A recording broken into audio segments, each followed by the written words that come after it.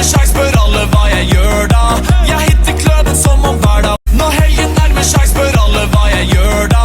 Jeg hitter kløden som om hverdag.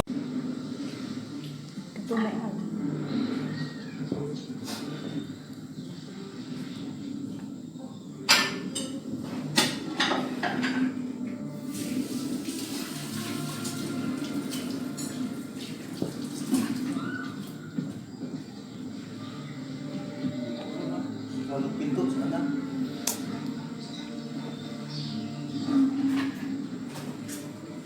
Nang pasimula, nilikha ng Diyos ang langit at ang lupa. Ang lupa ay wala kang hugis o anyo, dilim ang bumapalot sa kalangitan. Sinabi ng Diyos, magkaroon ng liwanag, at nagkaroon na.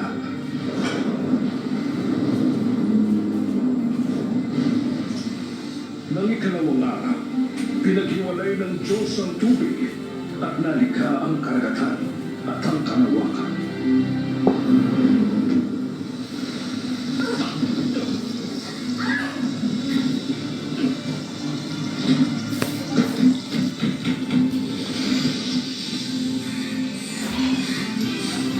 Nang ikatlong araw, nilikha ng Diyos ang lupa. Ang mga halaman at mga punong namumunga. Makikita pa po ba natin ang lupa? Oo, makikita pa natin. Nang sumunod na araw, nilagay niya ang araw, ang buwan, at mga bituin sa kalangitan. Nang ikalimang araw, nilikha ng Diyos ang mga hayop na nasa karagatan at nasa himpapawid.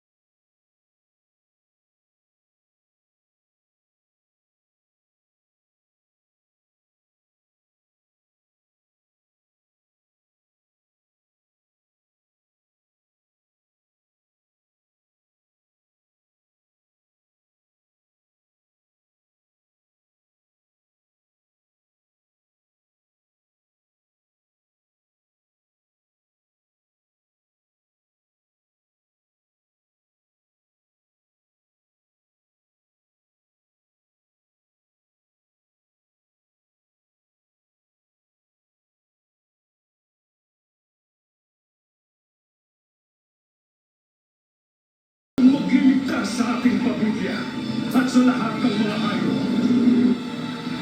Lahat ng uri ng nabubuhay na nilalang ay mamamatay.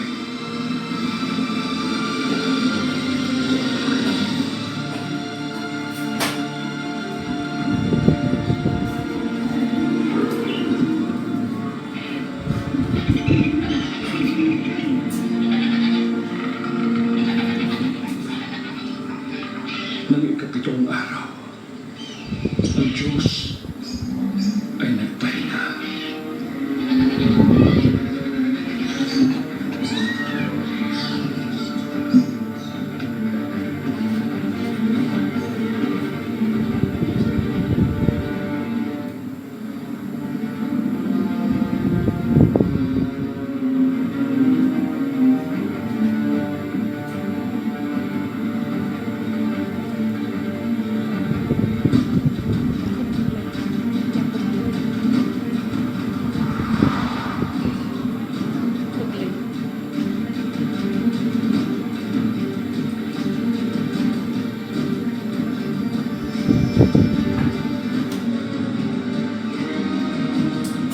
Matapos libunin ng baha ang buong daigdig, nagkaroon ng bagong simula para sa lahi ni Noah.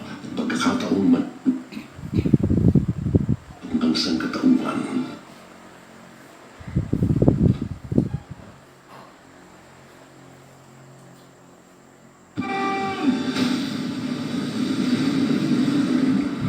Nagsimula na. Anong gagawin natin? Babaguhin natin ang mundo. Isang bansa na mga piniling nananampalataya sa isang makapangyarihang manglilikha. Isa lang ang inyong ama, ang amang nasa langit. Iisa ang inyong tagapagturo. At siya ang Kristo. Ang kanilang kwento ang magbibigay ng kahulugan sa ating Ang pagkatao, mga nagkakangad na matupad ang kalooban ng Diyos ay makatutupad. sa ating pagkakasya. Sino mang nanalangin sa akin ay hindi mamatay. Kung paano mabuhay, Mapalad ang mga aba, sapagkat makakasamang paano magmahal, Mapalad ang mga mapagkumbaba, sapagkat tatamuhin nila ang pinangako ng kung Diyos. paano makipaglaban, magtagumpay. Wala nang kamatayan, dalamhati, pangalawa, at sakit. Malapit na akong dumating.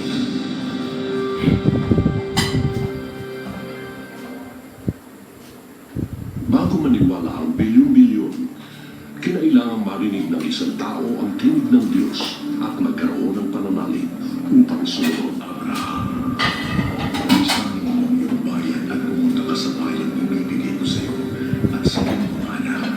Pagpapalain kita. Ikaw ay magiging ama ng maraming bansa. Ang lahi mo ay magiging sindali ng bituin sa langit. Pagpapalain ng lahat ng bansa sa daigdig sa pamamagitan ng iyong lahi.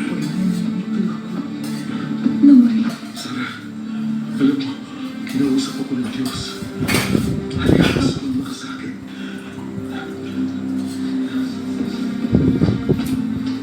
Lot, pamangkin ko.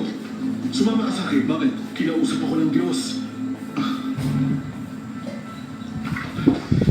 Dadalhin na tayo sa ating bagong tahanan. Ngunit, meron na tayong tahanan. Maayos na tahanan sa lungsod sa isang bagong lupain. Para sa ating mga anak. Wala naman kayong anak. Hindi na kayo magkakaroon ng anak. Magkakaanak kami. Pinangakuan niya ako ng lahing sindami ng mga bituin sa langit.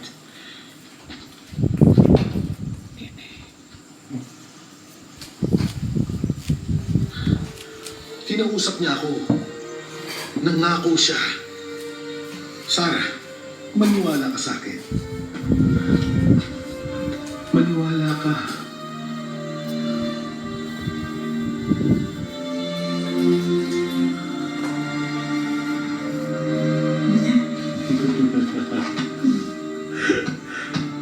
Lot! Sasama ka ba? Dadalhin niya tayo sa lupain ng puno ng diwaga. Ayoko. Hindi ko papayag.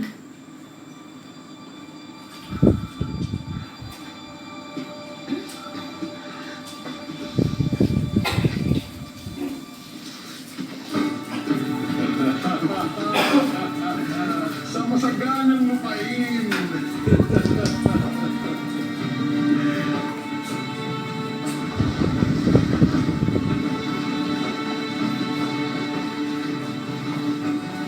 Dahil sa paniniwala niya siya ang magiging ama ng maraming bansa, dinala ni Abraham ang kanyang maliit na lipi sa lupain ipinangako sa kanya ng Diyos.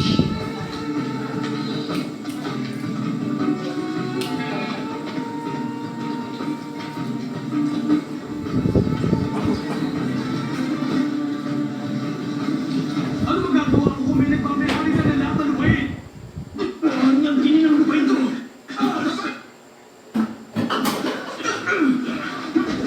Tama na yan! Tumigil na kayo! Tama na! Hindi na maaari to. Kaya Abraham, kung ano ang pasyon natin. Anong kaguluhan nito? Pinagawa ng lalaki nga ng lupain ko.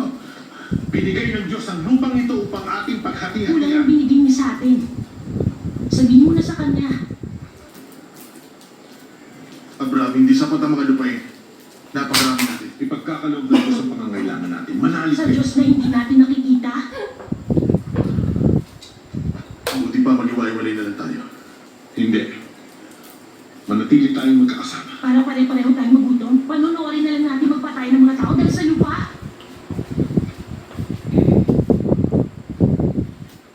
Kumain. Aalis na po kami. Kayong bahala. Saan kayo pupunta? masaganang lupain malapit sa Sodom. Sa Sodom, o pangalim na lupain niyo.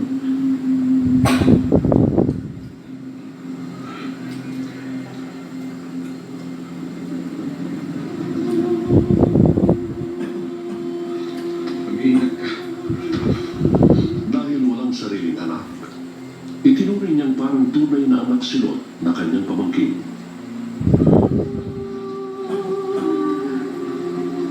Paano ako sa mga tao ito? Kung mismo sarili kong pamilya hindi sumusunod sa akin.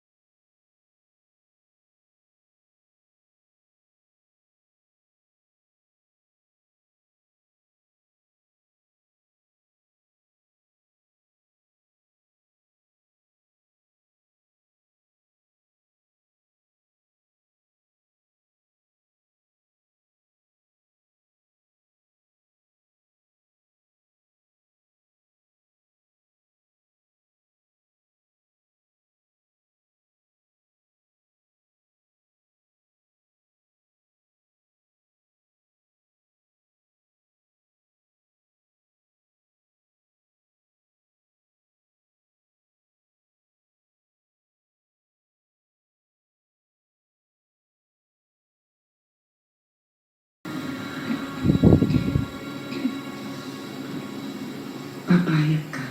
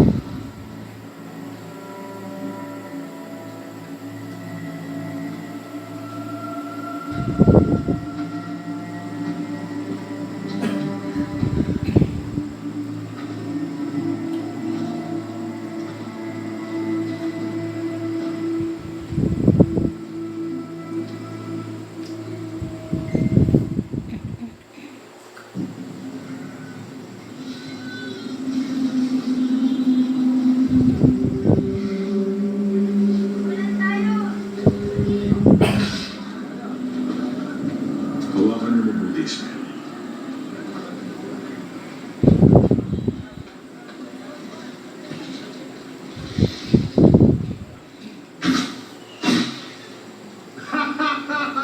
Nakita mo ba yun, Sarah? Nakita mo ba? Ang anak ko, ang anak ko. Anak ko. Anak mo. Sumama ka sa ina.